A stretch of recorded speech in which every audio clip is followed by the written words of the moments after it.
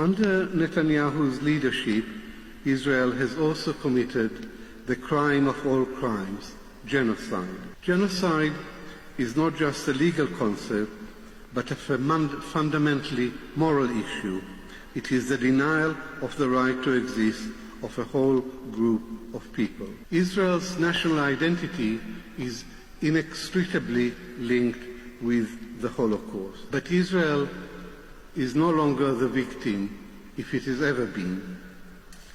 Whereas in the Second World War, the Jews were the defenseless victims of Nazi Germany, today it's the Palestinians who are the defenseless victims of the Jewish state. In Gaza, over the last 2 years, the injustice, the immorality, the inhumanity, and indeed the sadism of Zionist settler colonialism towards the native population have reached a new climax.